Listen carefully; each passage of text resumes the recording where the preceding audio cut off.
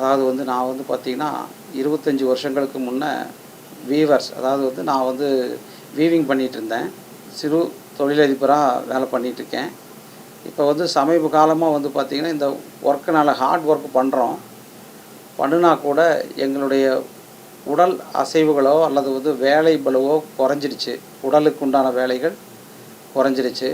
மைண்டுக்கு தான் வேலை கொடுக்குறோம். ஒரே இடத்துல உட்காந்துட்டு 10 மணி நேரம் 12 மணி நேரம் இப்படி வேலை செஞ்சுக்கிட்டு இருக்கிறோம். இதனால் உடலுக்கு தேவையான உழைப்புகள் எதுவுமே நடக்கலை.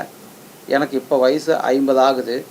இப்போ வந்து பார்த்துட்டிங்கன்னா கால் வலி, முதுகு தண்டு வலி, இந்த மாதிரி ப்ராப்ளங்கள் வருது. இந்த மாதிரி ப்ராப்ளங்களுக்கு நாங்கள் இப்போ வந்து இந்த மனவளக்கலை மன்றம் மூலிமா பயிற்சிகள் எடுத்துட்டதுனால அந்த வலிகள் எல்லாமே குறைஞ்சிருக்கு. ப்ராப்ளங்கள்லாம் சரியாயிட்ருக்கு. இதனால் நல்ல பெனிஃபிட்ஸ் இருக்குது.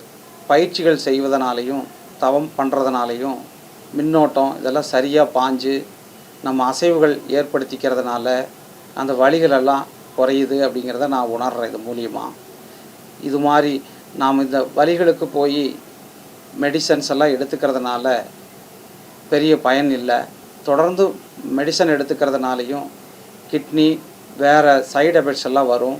இதில் வந்து அந்த மாதிரி சைட் எஃபெக்ட்ஸ் எல்லாம் எதுவுமே வராது. நல்ல பலன். நம்மளுக்கு வந்து நோயற்ற வாழ்வே குறைவற்ற செல்வம். எவ்வளவு செல்வ வளங்கள் இருந்தாலும் நம்மளுக்கு நோய் இல்லாமல் மன அமைதியோடவும் நிம்மதியோடவும் இந்த தானம் தவம் இந்த மாதிரி செயல்கள் செய்கிறதுனால நம்மளுக்கு வந்து நல்ல மன நிம்மதியும் கூரிய பார்வையும் சிந்தனைகளும் செயல்பாடுகளும் அனுசரிப்புத்தன்மை இந்த மாதிரி செயல்கள்லாம் ஏற்படுதுங்கிறத இதன் மூலியமாக உணர்கிறோம். பகுத்தறிவுத்தன்மை நல்ல செயல்பாட்டுக்கு வருது. உடலுக்கும் நல்ல நன்மைகள் ஏற்படுது.